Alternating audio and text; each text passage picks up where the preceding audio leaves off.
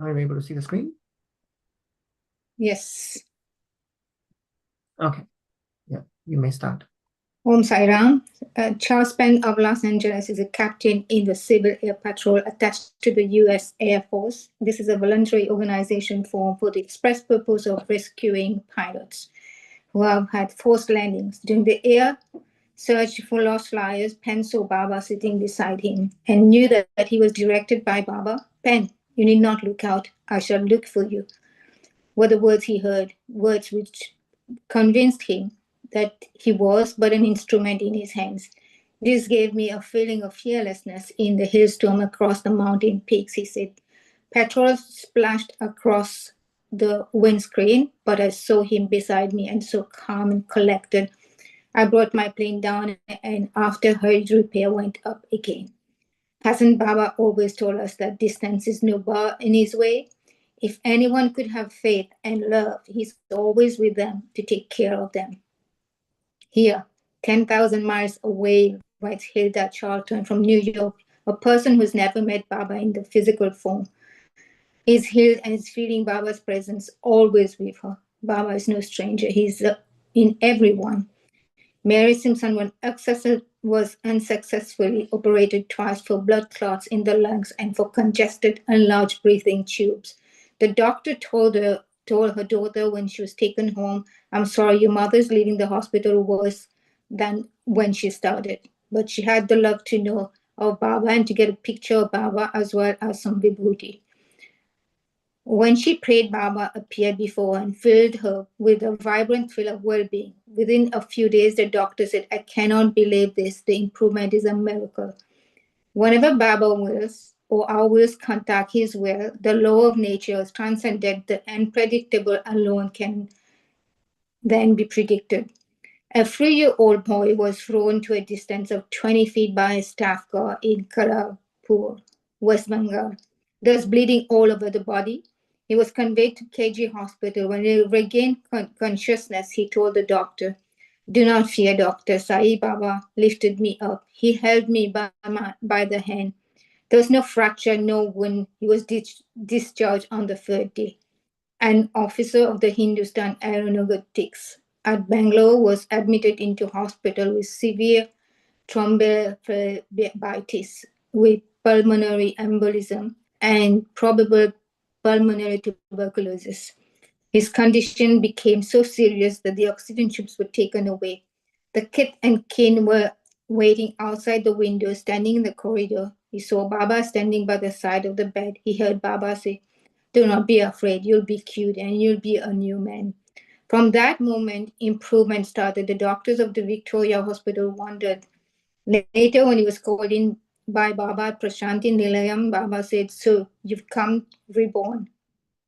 The rustling of Baba's silken gown, the touch of his smooth, soft hair, the faint footfall of his light, lovely face, the silver voice, the flash of lightning from those eyes, the secret fragrance of his presence, these have served to indicate to many that Baba has come to heal and hearten.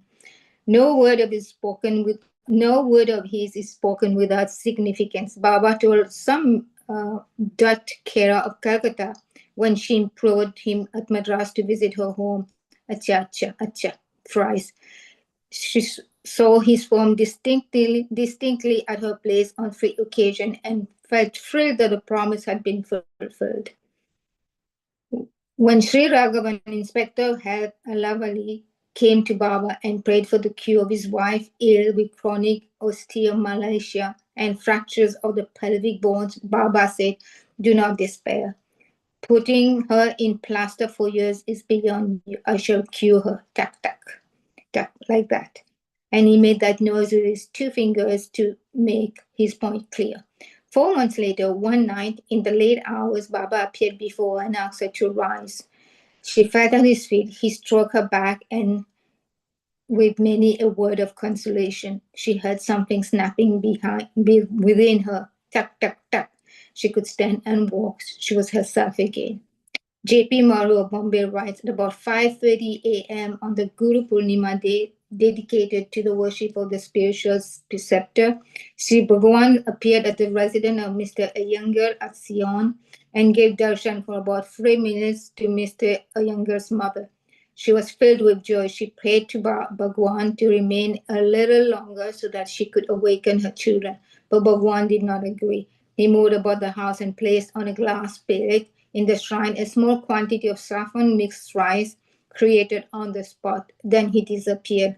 Sometimes Baba indicates his presence by some sign. At Changanla's Shanti Kultir in Madras, he indicated his presence during bhajan, putting the footstool under the chair placed for his use, though he was away at the Rajamandri. Those engaged in bhajan saw the stool sliding in as if he had pushed it in, as he does when he rises from the chair and gives darshan standing as a sign that bhajan shall close.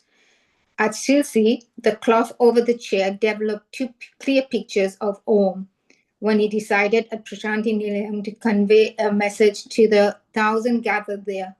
At Shimuga, a small garland of big jasmine flowers, which was offered to him at Mysore 200 miles away, fell in full view of the gathering to indicate his presence. At Jamnagar, he indicated his presence by the sudden appearance of Om on his portrait, before which the gathering sat for bhajan.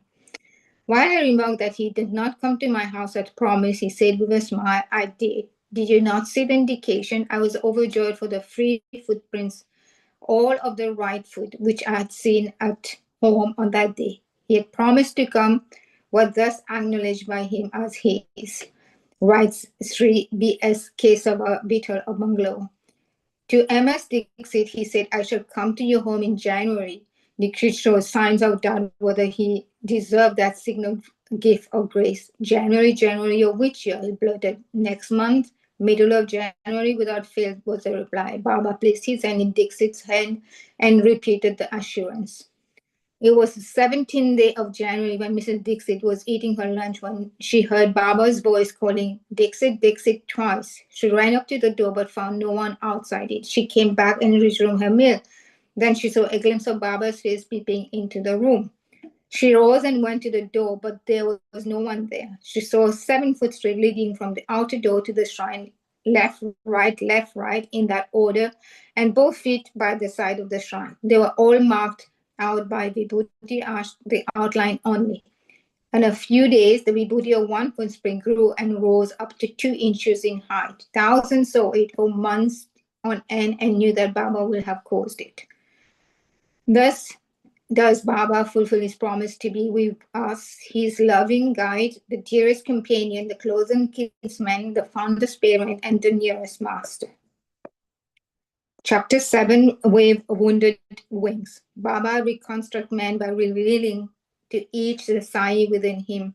Whether it is a prisoner within the high walls of a jail or within the high walls of ego-built desire, he is the liberator, the watchful master who takes you as you are and leads you on to the joyous vastness of freedom. When the life-giving Satya Sai Ganga wends its way into a prison, dead bones become alive. Dry plants put forth leaves. Sunshine sweeps away sadness. Blessed are they whose iniquities are forgotten, to whom the Lord will not impute any sin. It was glim and gold, this prison in Andhra Pradesh, not far from God's grace. Baba sent a message to the prisoners when they asked for it. Let us go through the grateful acknowledgement from prisoner number 1. We are sinners, certainly, but our lives have become full of hope through some stray acts of merit which we chanced to do in some past birth. For we have rendered ourselves fit to receive your grace. Really, if there are any who can be declared fortunate in the world, we are the ones. We're truly proud of this, that the stream of your mercy have started flowing towards these mean men who have injured society and who are suffering punishment in no ordinary event. We pray that you should grant us your darshan and your blessing you have written to us out of the vastness of your mercy, that you will elevate us with darshan, sparsham, and sambhashan at Puttavati.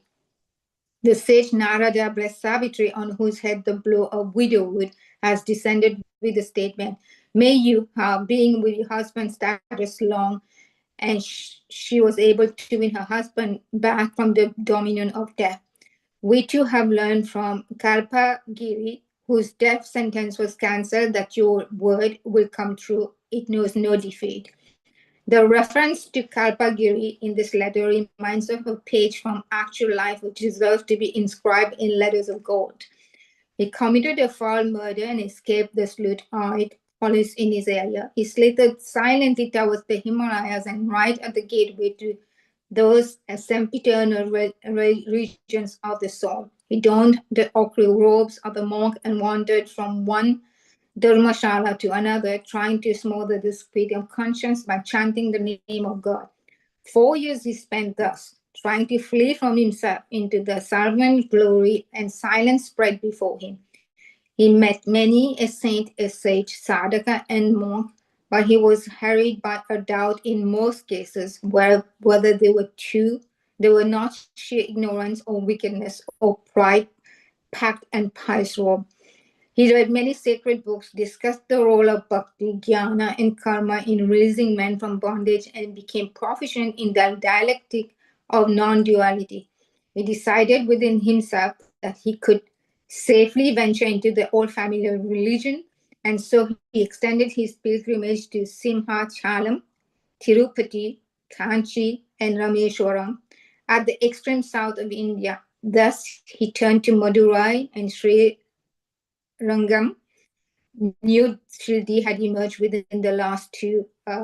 Chamunda Hills, Melkote, and reaching Bangalore, heard of Puttaparthi, where he was told a new Shirdi had emerged within the last 2 decades. He boarded the Kuntakal train, alighted at Penukonda, and a bus brought him to Prashanti Nilayam. Baba called the sannyasi in. He is the all-knowing one. Nothing can be hidden from him by time or space or the artifices of men. He chided him from running away from the consequences of his deed, a ruse which he could never accomplish successfully. While at Shildi in the Sai Baba body, Baba had told Shama once, death, enmity, and murder have to be atoned for. There is no escape.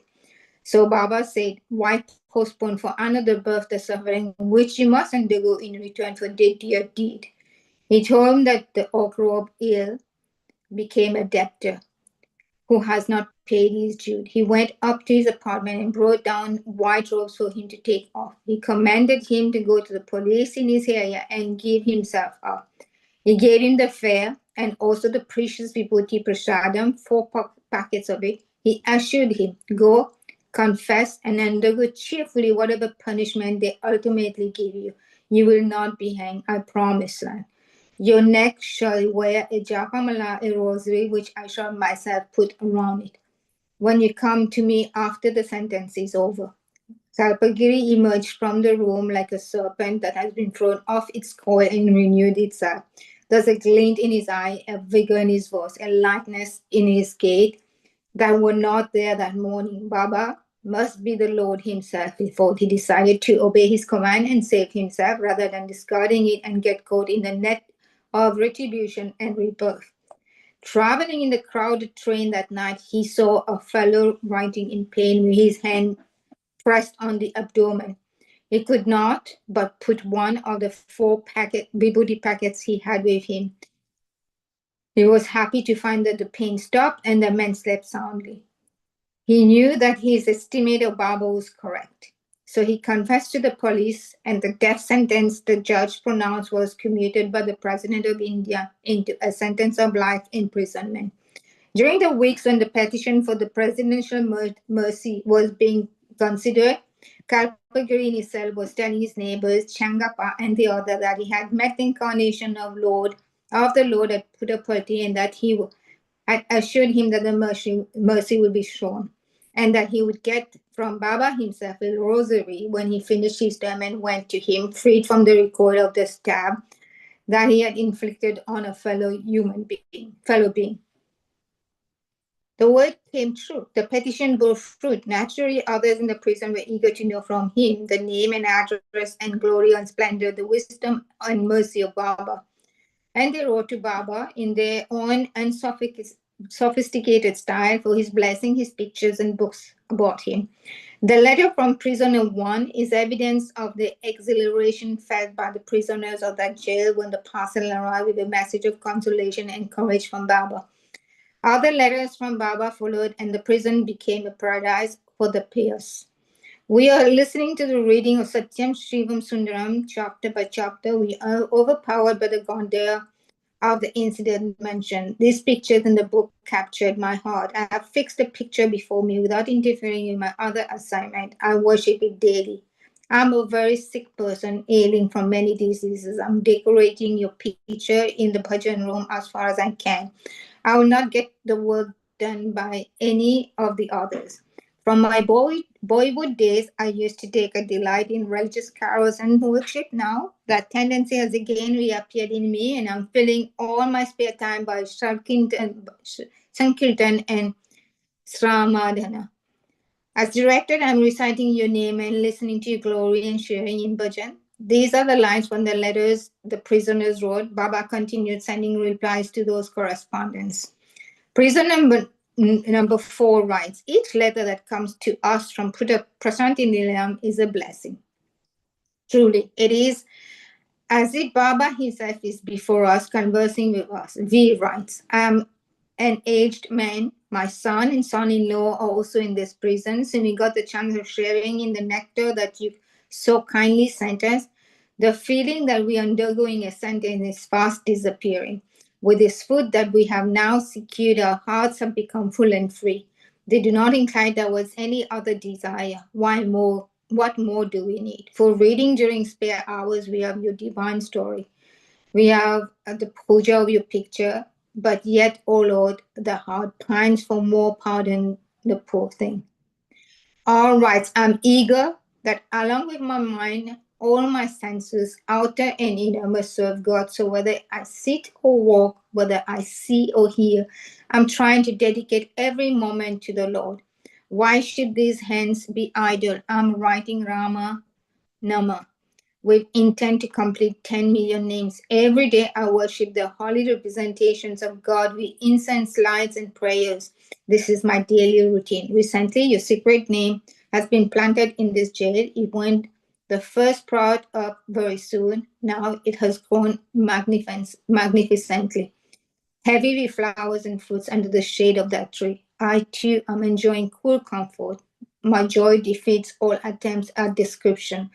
The letter you sent us the other day made me and all others wonder at our good fortune. It brought back to memory the Vishwavirat Veera Brahmestra Swami of 4 centuries ago. The clean mirror reflected clear, repentance calm hid the passions. In the heart of many a prisoner there had sprouted the creeper of devotion to the Almighty, the tenderest of which had now got Baba to fasten upon SN, spoke to his comrades of Baba, whom he had seen and heard I Hyderabad. From that day, I've been worshipping your form that is installed in my heart, he writes. He became soon a fertile center of information and inspiration. After Baba visited Rappel near Kuntur, for the installation of the marble idol of Shirdi Sai Baba, a person who had witnessed the ceremony happened to stay for some months as an under trial prisoner in the same jail. He described the scene, the enthusiasm of the lakhs of people who had gathered, the creation of by Baba in full view of the multitude by a mere wave of the hand of a golden image of Shirdi Sai Baba. He told them a sheaf of other heartwarming stories about the glory of Baba. The prisoners felt that Baba himself had arranged this visit, but there are riots so that his band of bhaktas might know more about him. Baba told Hinma Pant one day at Shirdi, look at that mango tree in blossom. If all the flowers you see brought fruit, what a splendid crop it could be. But do they? No. Most fall off faded, or they fall off when the fruit is tender or unripe. This is what is happening to those who come to this place. His grace alone must save us from falling, and so we have to pray to him, for his grace and win it by our virtue and steady sadhana. However, Satya Sai Baba has a more heartening word for us, he says. When the sun rises and shines, not all the lotus buds in the lakes and ponds bloom, only those that are ready to do. The rest have to bide their time, but all are destined to bloom. All have to fulfill that destiny. There is no need to despair. When we reflect on the implication of these words, we can understand why some of the prisoners slowly relapsed into indifference and were satisfied with erratic correspondence with Baba. But among those who clung to the divine feet, from the moment Kalpagiri made the divinity known inside the walls, Chengapa deserves a special mention since his story reminds us of a mountain torrent raiding the plains of the sea after many a steep fall. His letter reveals an intense yearning for spiritual realization. A slight difference of opinion arose between myself and my wife, and so I decided that she should no longer live on earth. I resolved to end my life too along with hers. Placing some poison on my tongue, I stabbed her while she slept and swallowed the fatal dose. The woman died, but death declined to accept me. I could only sense the fire on my tongue. Nothing more happened inside me. I felt I must die soon. So I ripped open my bowels with a knife, still dripping with her blood, and fell on the floor. I regained consciousness in hospital in which the police had transported me. They stitched the ghastly wound and made me whole. Later, while I was confined at the Rajamundi jail, they had to open the stomach again, and after some years, once again, in order to repair the damage done in previous operations. The wonder was, I survived all these calamities. I surmised that God was guarding my life. Perhaps He had planned a good future for me when I could do some work for him and for those whom he chose. Therefore, I offered my body, heart, and soul to God. I've since felt supremely happy, for I live every moment in the knowledge that I have the grace of God. The godly are my kin and kin, sages are my dearest companions. I've lost all interest in my earthwise kinsmen. I've secured you, Baba. Lord, come on earth. What more do I need? I've placed your picture, the one you sent, before the seat I use for dhyana. When I open my eyes, I see you. When I close my eyes, I recite your name. This is my Nitya Puja. I practice the sadhana of being with you, in you, forever. God for me, I for God. This is the first. This gives me the limitless joy. He's happy that the doctors have prescribed for him uncooked grains and pulses soaked in water. For that is the sattvic food which helps the sadhaka to have his meditation unhampered by rajasic thoughts. When Baba wrote a letter to him encouraging him in his resolve, Changapa writes, I placed the letter on my eyes. I pressed it on my heart. I was as happy as Sita must have been when Anjaneya placed in her hand the signet ring of Rama. It was Thursday, the silence day, when I could not communicate to my comrades my joy. I had read in the Sanatan Sarati that you had recommended silence during Thursday. I read the precious word myself. Ah, how fortunate I am. Others too in the jail were subjected to this divine alchemy, as their letters indicate. A 70-year-old prisoner writes, like Ramadas, I am engaged in the Ramadhan in this prison ever since I entered it. Once in 10 years, I'm permitted to go home and see my people, my mother, brothers, and other relatives. My mother bore me and bred me and endured great sacrifices to make me a man. But I've given her only sorrow in return. I've rendered myself incapable of serving her in her old age. My heart is filled with a yearning that bids to come to you and be your servant until I die. Number 7 writes, as a consequence of the crime, 3 of us brothers are undergoing sentence here. We are trying our best to fix our wandering minds on your lotus street. We all these unfortunate fellows get the lucky chance of having darshan of the Lord of Purti. Prisoner number 8 writes, ever since we heard about your divine name and read the divine story, we have been keeping your name in mind every moment. That sweet Lorenzo has become a companion. The epistle that you sent to the prisoners here have been received with reverence. Many of us have learned it by heart and we can reproduce the contents. It passed from hand to hand, and the message was imbibed with alacrity by group after group who read it and enjoyed it. In the eager rush to read it sooner than others, the paper got crumpled and torn in pieces. But we pasted the pieces together and kept it framed for all to read in the puja room.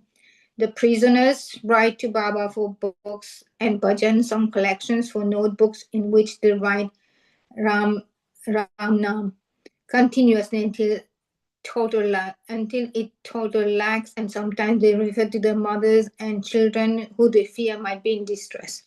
In such cases, Baba sent many through the post to the addresses mentioned, and when the addresses were found to be correct and the person known to be alive and available, he dispatched clothes and other gifts by post with letters of consolation and encouragement. I shall close his narrative or argument with one more letter. The writer had good luck to fall into the company of these Sai-inspired sadhakas, and he writes, my native state is Nepal. You might know that Nepal is a very God-fearing country. Since you've been to the Himalayas, I'm now undergoing imprisonment as a result of past actions and the consequence of the sin. But I do not reckon this to be evil. I'm convinced that this is for my own good. You've written in one of your letters to one of my comrades, even Kamalanaba is subject to Kasta. Even the lotus-naveled Lord of creation is described as having suffered misery. So what of poor me? Since some months, the recitation of your divine name and reading of your story are happening in this prison. In the stream of devotion, my mind to God too has got dissolved. The letter you sent a few days ago had a more profound effect on me than on many others. It read as if it was written to me and about my problems. Who can tell when exactly your grace will be showered on one? You have taken residence in my heart. I call you my Hridaya Sai.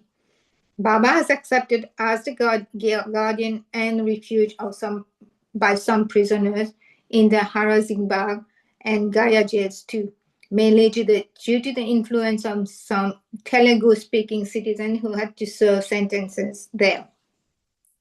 Those of us who dismiss a criminal from the mind as soon as the prison doors are closed, going safely inside, will be surprised that Baba is there inside the bars, assuaging the bleeding heart, the penitent mind, the vigilant conscience, the innocent sufferer, the child aware that he had erred and determined not to err again.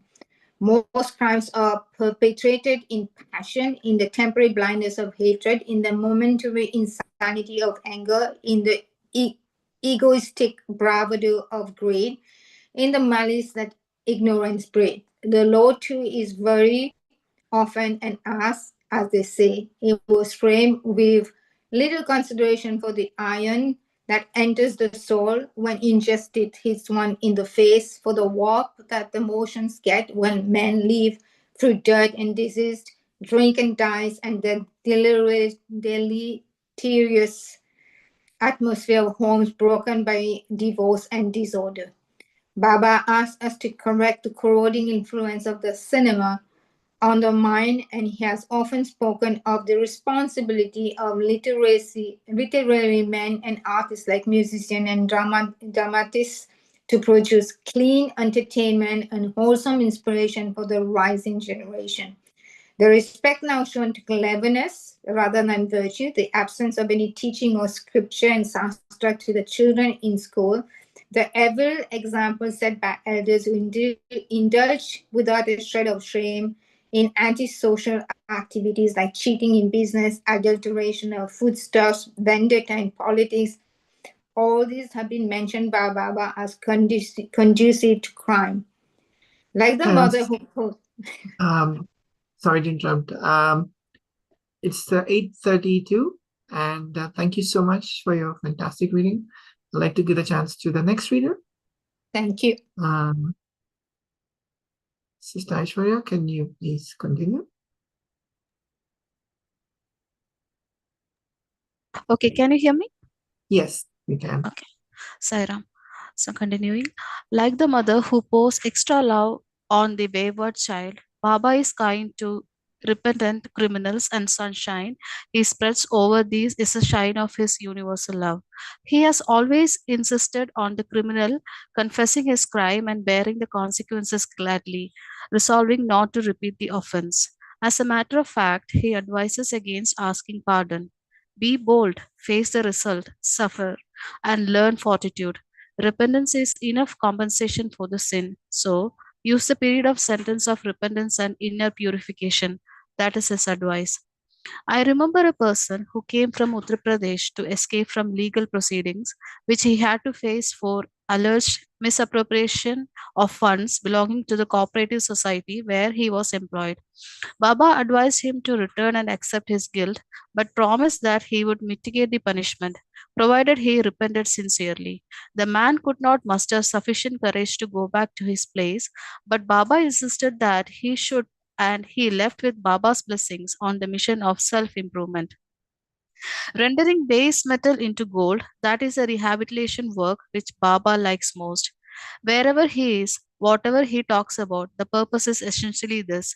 For example, let us see him at Brindavan, Whitefield, where he spends few weeks every year. Hilda Charton of United States writes thus about her experience of this alchemy. A quietness fills the air, a peace, shanti indescribable, which is not lessened but only made more cognizable by Baba's voice. As he sings a song or speaks the wisdom of ages to those grace it is to receive. As I rose at 4 a.m. and walked down the long garden to the spreading tree at the end of the path, there was a cool silence which brought a flood of joy in its wake. The bright moon illuminated the garden, silhouetted against the sky, where this stately fir tree, the heavy fig trees, the line of ashokas, the brilliant red of the gulmohars, and the white gardenia bushes. The statue of Krishna in the center of the pond made me yearn for the music of the flute, which I felt might emerge any moment from its lips. Arms automatically rose in adoration of God's glory that beckoned me from every side. In his talks yesterday, Baba has said that the best time for meditation was Brahma Muhurtam from 3 a.m. to 5 a.m. To meditate under these trees in the open is a spiritual treat, for we are perhaps carried back in the memory to the days when, in the past ages, we were meditating on the banks of the Ganga in the Himalayan valleys. Baba has told us that it is good to form a habit of meditating at same place at the same time and for the same length of time each day, at least until one progresses enough. Baba has also said the inner meditation is only one factor. The aim must be to derive Ananda with every breath by filling every moment with the sweetness of his name. Pranayama of this type must become part of your very being. Then only do you start the process of truly living. Today is the first day of January 1965. I remember Baba's admonition not to attach too much significance to any particular day. Every day is Guruvar, not Thursday alone, he has said. Every second is new start and has to be celebrated as an opportunity. The new year, beginning on a particular day, is separating God's infinity into tiny sections. But I find many coming into the bungalow with garlands of fragrant flowers. The altar is made a magnificent heap of white, pink, orange, and magenta flowers. Baba started the day taking sweets from the air and distributing them to all, saying, these sweets will bring joy into your lives. He made a small picture with just a wave of his hand and gave it to Mr. B. And turning to Mr. B, he asked rather playfully, jealous? He took the picture back and placed it his right hand, clapping his hands quick. Instantly, there were 6 copies of the same, one for each of us sitting before him. During the conversation that ensued, he picked up a piece of paper from the floor and rolling into a ball, gave it to Mr. B. He found on his palm not a ball of paper, but a flavored sweet block, which it seems was his favorite. In the same manner, he prepared another paper ball for the wife, which too became on contact with her hand another item of edible sweet. These little surprises, as he called them, culminated in a miracle of Om. A devotee had come from Madras, bringing with her jewel in the shape of Om, which she has got made. She now held it before Baba for blessing by his divine touch. Baba looked at it and, laughing, joked about Om being more like a monkey's curved tail. Evidently, he did not like the artist's handiwork. He asked the devotee if he could correct the Om or whatever she preferred a new jewel, with his own portrait incorporated in it. She chose the new jewel naturally. Keeping the Om jewel in his closed fist, he blew on it. When he opened his palm, he found, to her astonishment, the Om has disappeared, and its place there had come into being an exquisitely designed gold locket with a large portrait of Baba in color encircled by diamonds and with a pendant of lovely pearl. This is a reward for 23 years of unremitting prayer, Baba said, while placing the jewel in her hand. The miracles of Baba are done with a purpose to inspire, to encourage, and strengthen faith. The greater miracle of Baba is, of course, the supreme miracle of changes our nature, in our character, which is far more inspiring and uplifting than the creation of jewels. Sai Baba at Shirdi said, I gave what you want, so that one day you will want what I give. And so one feels it is with Baba, every move, every word, every act, and every act of Lord cannot be but a miracle, has a deep meaning which we can seldom unravel. I saw a miracle of change in character that was highly inspiring. Baba declares that he does not affect the change from outside, but he releases the innate perfection lying unknown and dormant in us. A lady from Britain come to Baba with no background of spiritual yearning and no previous study of Eastern religion or philosophy. She was on a tour of South India and her intention was only to stay for 3 days before she resumed the tour. But on meeting Baba and glimpsing his glory, she cancelled all further engagements and stayed on for full 4 months. These were months of complete dedication and renunciation of old habits, likes as well as dislikes. She had never meditated in her life before coming to Prashanti Nilayam and was not conversant with yoga or Hindu system of thought. Yet, we were stuck when she drafted a program for the 24 hours of each day and when she stuck tenaciously to it. At 4 a.m. she was up, meditating whether she has slept well or not during the night. Her day was filled with reading, writing, meditating, jabam, and acts of service like sweeping the compound of Vrindavan or Prashanti Nilayam. This she persevered in doing sincerely through on account of the changed climate and food. She was plagued during this period of intense sadhana with abscess and infections, which were irritating and very often painful. She had to keep awake during most nights as a result of this, but she had fast to her determination. Her steadfastness and perseverance, as well as her love for God, were rewarded by Baba. Slowly, her meditation session became calm and rewarding. A new radiance was shining in her eyes. There was a strange charm in her face which was not there before.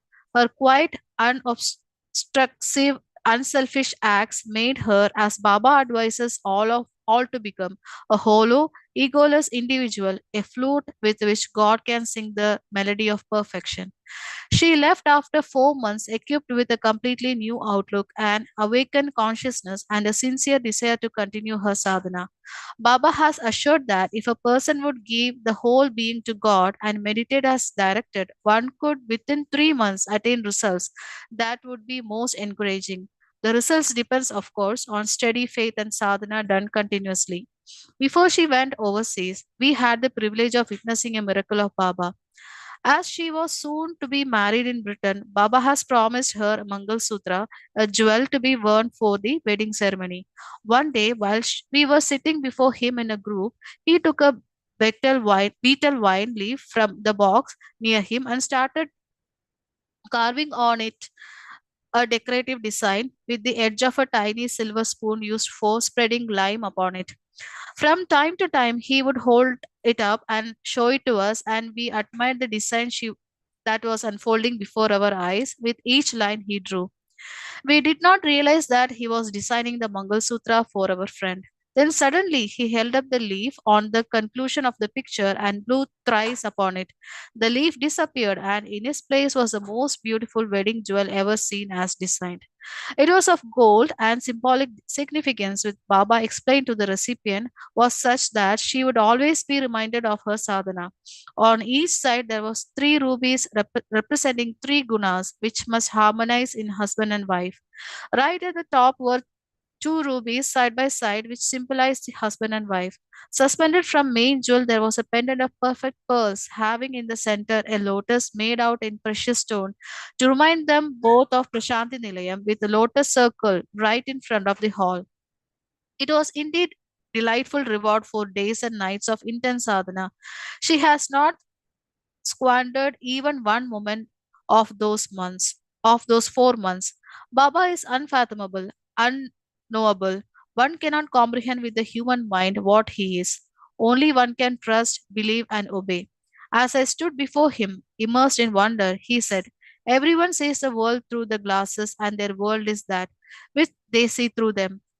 Worry glasses, hate glasses, glasses of envy, jealousy, greed. I wear only love glasses. I cannot hate even if I want to.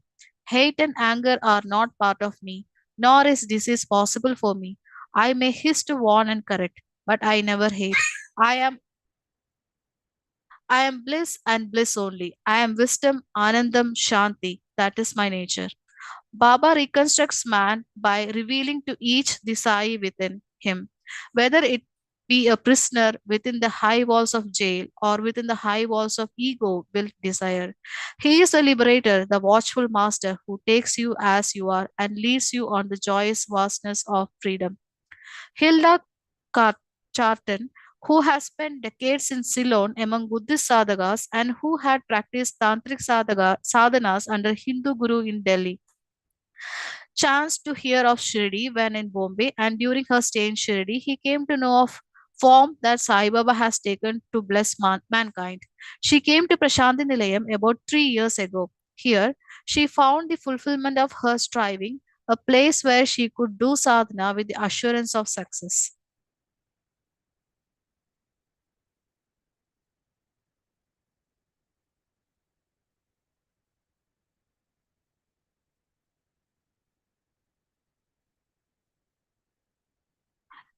Chapter number 8, Incredible Still. Satya Sai Baba has said that in his previous body, he told Kaka Sahib that he would appear after 8 years and not as a child of 8. He appeared again in Puttapati in 1926, 8 years after that Vijayadashmi. He revealed himself as a divine child with a miraculous career before him in his 8th year. When he willed at school that the teacher should be stuck to his chair until he could get down from the bench on which he was ordered by him to stand. That was the first dramatic announcement of the advent of Sai again as child of 8. The first volume of this book has a chapter on the same Baba, where many facts that convince us of the identity and continuity of the Sai Baba at Shirdi and the Sai Baba at Puttapati were mentioned. Baba refers to himself always as Sai Baba. The name Satya Sai Baba is being used only to avoid legal and administrative complications with institutions and organizations that has grown around the previous body and his admirers.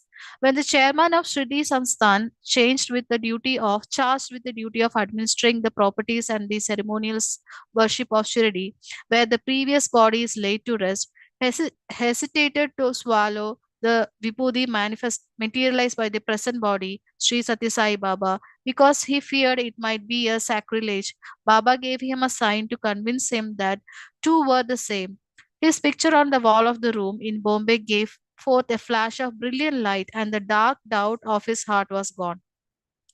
When Tideman Johansen of Norway was before the Shirdi shrine, an old man appeared before him and gave him a picture of Satyasai Baba and also a small quantity of Udi directed him to see the present avatar in Bombay on the 13th day of March. No one has any inking of the visit to Bombay in March of Satya Sai Baba at that time. Later, when on 13th March, he met Baba at Bombay, Baba convinced him that he was informed at Shirdi by him alone. Satya Sai Baba is effulgence, the majesty, the compassion that animates every shrine in which Shirdi Sai Baba is now adored. A nephew of Kaka Sahib Dikshit, one of the inner circle of Sai devotees of Shirdi, if he can speak of inner and outer instead of stronger and weaker, has written a song of prayer to Shirdi Sai Baba where he yearned to be at least your gatekeeper. This was years ago. Now he is a gatekeeper at Brindavan, Whitefield, living in a cottage near the gate and hurrying with the keys when Baba drives in from Prashantinilayam or Madras or Nilgiris. Pray to him either as Shirdi Baba or as Parthi Baba. It is Baba that hears. Mr. Bateja and her daughter heard of Baba while at Bangalore. They had to proceed to Bombay after a visit to Shirdi. They decided to have the darshan of Baba on their way.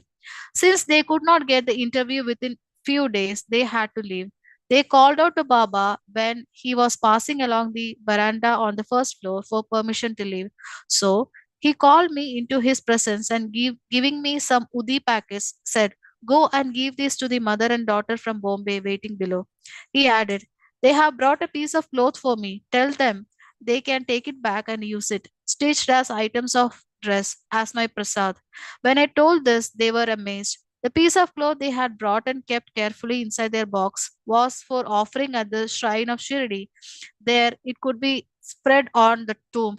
But since Baba has accepted it, we shall not go to Shirdi. This is Shirdi. That offering has been accepted and returned as prasadam. They exalted. The Sai Satcharitam, written while Sai was at Shirdi with his blessings by Govinda Raghunatha Dabulkar, refers to Shirdi Sai Baba himself as Satya Sai. It speaks of the story of Shirdi Sai Baba as Satya Sai Katha. It also describes a Satya Sai Vrata.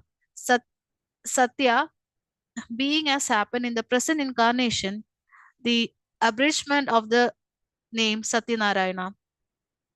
Bhimaji Patel, after a miraculous recovery from disease through the grace of Shirdi Sai, celebrated Thanksgiving ceremonies. Full of gratitude and reverence, instead of the usual Satyanarayana Vrata, he observed the Satya Sai Vrata. Instead of Satyanarayana Kada, which has to be read after the Vrata, he recited Satya Sai Kada. Sai Baba Shirdi must have, as the indweller of Bhimaji, prompted him to name the Vrata and Kada in that manner, urged by the Sankalpas to suggest coming events. For had not Sai Baba at Shirdi over and over again, "Blessed and fortunate is he who knows me as seated in the hearts of all beings." In fact, he knew the past, present, and future as Dabholkar has declared. 10 years ago, a Maharashtrian composed a poem on Baba at Shirdi in which he characterized Sai as Satya Sai. Last year, he came to know Satya Sai through the first volume of this book. He came to Prashanthi Nilayam, drawn by the name which had come to his pen unawares. He told me that continuity of two Sais was confirmed by the last incident in the life of the first and the first incident in the career of the second.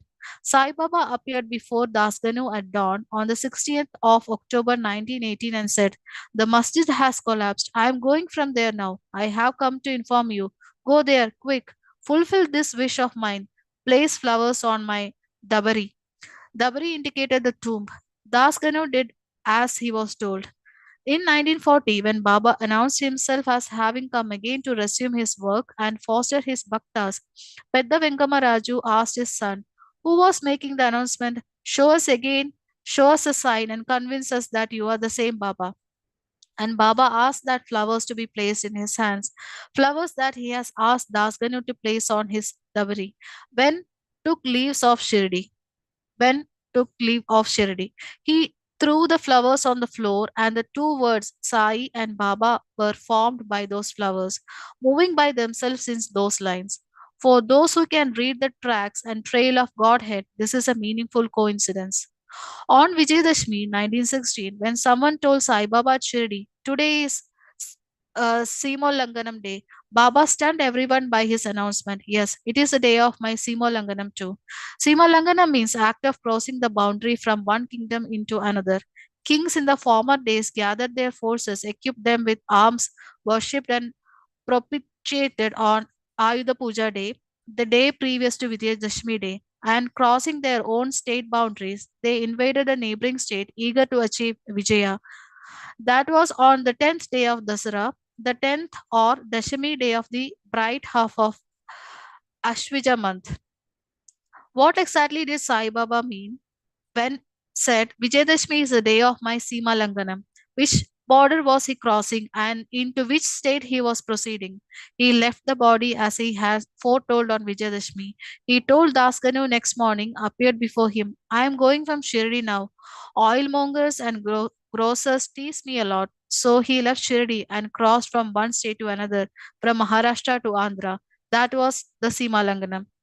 Satyasai has said that in his previous body, he told Kaka Sahib that he would appear after 8 years and not as a child of 8. He appeared again in Puttapati in 1926, 8 years after that Vijayadashmi. He revealed himself as a divine child with a miraculous career before him in his 8th year. When he willed at school that the teacher should be stuck on his chair until he could get down from the bench on which he was ordered by him to stand. That was the first dramatic announcement of the advent of Sai again, as a child of 8. There are some who limit the almighty will of Godhead and say that Sai Baba cannot enter into human cage once having flown out of it, as if they are the lawgivers for that eternal absolute. One such wrote a letter to me from Madras repeating this argument. When he received my reply, he was so firmly convinced that he supported the identity and continuity and advent by a new argument. The Bhagavad Gita tells us the Lord has announced that those who depart from body during distressed, smoky conditions of the mind, or during the night, or during dark half of the month, or during the 6 months after the sun is in the southern hemisphere, that is to say, during the 6 months that mark the southern or the mains path, reach the region of the moon, if they are yogis. After some time, they have to return thence to the earth and human birth. Chapter 8, Sloka 25. Sloka 28 says that if they depart during the day and during the bright half of the moon and during the 6 months of the northward sun, the yogis do not return at all. Sai Baba of Shirdi departed during Dakshinayana, the 6 months of the southern sun, because evidently he counted the chance of returning to earth. I can only say that such buttress are not needed to prove the obvious. Here, beckoning us in love and sweetness is the avatar, the reappearance of Sai, whom we can all experience and benefit from. What needed? What need is this for argument? A boy of 14, when Baba decided to stand forth as Sai Baba, giving up the role of Satyanarayana Raju, he threw away his school books and walked away from his home to a garden outside town of Uravakonda. He told his sister in law, who tried to persuade him to stay, I have got my work. My bhaktas are waiting for me. What was the work? Who was the bhaktas? We can see that the work was a continuation of what was achieved at Shirdi. The bhaktas were those who adorned him while at Shirdi and subsequently. This was the reason why he chided for a far famed worshipper of his Shirdi form who refused to recognize him. Thus, what is the use of all your adoration and meditation when you cannot recognize the very God whom you are adoring and meditating upon? Even in his teens, he demonstrated to two of his masters at school, Shubhanachar and Kondappa, that he was Sai come again. He granted visions of Shirdi to his mother and father and many others at Puttapati. He gave pieces of kafni he wore at Shirdi to Tammiraju, Manchiraju and others at Urakonda. Tammiraju Manchiraju was a teacher at the Urakonda High School. He has written many articles about those days in the Sanadana Sarthi magazine. Since the untimely death of my daughter, my wife was very depressed, and so my people at school, Satya, shall I say, or Baba, came to my house frequently to console her. She used to go every Thursday evening to him at the Telugu teacher's house, the house of the elder brother Baba. One day, while she was falling at his feet, he raised her up again and her up, saying, I shall carry all burdens for you. Be happy henceforth. Then he waved his hand and created rice grains, just as he created for Mega at Viram Viramgaon while at Shirdi, and asked her to tie them up in Gero piece of the kafni he had given us earlier. We had to go to some distance to the village well for the day's stock of potable water. My wife one day collected the children of the neighbors and asked them to play with her 5-year-old son so that he could go to the well and return. She gave them some sugar and said, "Do Sai Puja, all of you, I shall come soon. Offer this sugar to him and then take it as prasadam." The children went into the shrine room. They repeated the hymns they knew. They saw Sai Baba sitting before them. He ate a small quantity of the sugar and gave each of them a handful. My son was so excited at the old man's visit that he ran out to meet his mother and bring her along. He knew she could be delighted to meet him. When she came in, the room was empty. "Where has he gone?" she asked the children. The little innocents replied, "We saw him go into that picture. Within a few days, we were at the Puttapati. Baba told me. You were sad that I had come away to Puttapati, but I can be here, still be there." I know you would believe this only when the children spoke about what they saw. Tamiraju writes, the question may arise, why did he choose the Shirdi form? I asked myself this question. I got the answer too from Satyam. There is no that form or this form, both are one. Sai Baba, while young, used to sing with enthusiasm and dance with tinkling anklets on his feet. In this appearance as Satya, he used to delight in dance and impart delight to others by the dance. He sings with enthusiasm kirtanas and namavalis, which inspire hundreds and thousands into ecstatic devotion. Sai Baba wore, when he come to Shirdi, only a dhoti around his waist and a shirt on his body. For many years at Puttapati also, he wore the same style of clothes. He changed over to the long gown as Sai Baba at Shirdi only later. He adopted the colored gown and dhoti for general wear at the insistence of devotees that he could be more readily identified and not get lost when hundreds milled around him for darshan and to touch his feet. Your joy is the food I subsist on, says Sai Baba. To give joy to the people around him at Shirdi, Sai Baba meekly submitted to pageantry and pomp. Every alternate day, Sai Baba was taken into procession from Dwaraka Mai to the Chavdi where he slept. Group of men and women with tal, chiplis, kartal, mridang, kanjira, veena, and other musical instruments formed the vanguard of the procession. A long line of beautiful rathas followed behind. Next came the richly cap- caparisoned horse Shyamkarna, which Sai Baba fondly and loved. Behind the horse was a palanquin borne by men who sang hymns, accompanied by many torch bearers on both the sides. There were others with canes, silver sticks, poles, and flags bearers of poles with carved figures of Garuda on their crest. They danced in joy, shouting Jai to the tune of drums and trumpets. Fireworks announced the approach of the procession through sound and brilliance of sudden flashes of multicolored light. Baba appeared on the steps of masjid with persons holding yak-tail chowries on each side of him. The Baldas announced his appearance by shouting his name. Devotees spread folds of cloth on the road as he moved along. An umbrella was held over his head. Flowers, besmeared with gul- gulal, were showered on him as he proceeded slowly. The size Sacharita says, "What a beautiful procession! What an expression of devotion! That scene and those days are gone now. Nobody can see them now, nor in the future." No, Baba has come again. He permitted devotees to arrange such procession again at Puttapati during Dasara and birthday festivals until about 1954. At Shirdi, Baba was bejeweled before he started for the Chavdi. They put on his head a mukuta and placed jewels around his neck as well as garlands. Years ago, Sakama from Bangalore bought many jewels which he put on Baba. During the short time of the procession, they change his headdresses often off and on. Even now, Baba yields to the prayers of people when he knows they are sincere and allows them to arrange processions in towns and villages.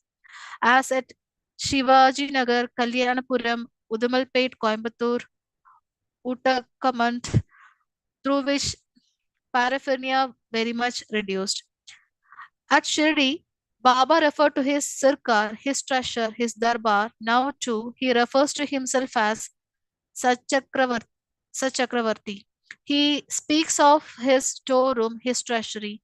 His treasure at Shirdi, he said, this Dwarakamai is the Tankapuri of Thakurnath, the Pandari of Vittal, and the Dwarak of Ranchod. Baba has announced that the present Dwaraka Mai is another Madura, another Badrinath, another Tirupati.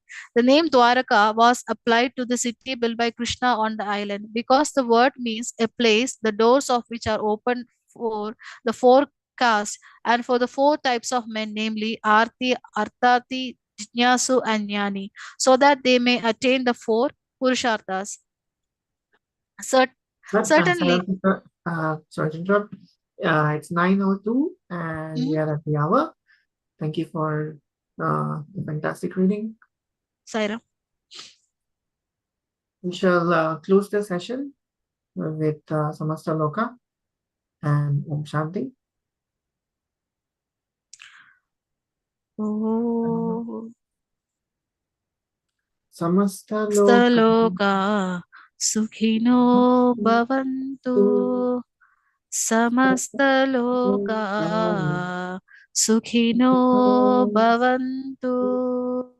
Samasta Loka Sukhino Bhavantu.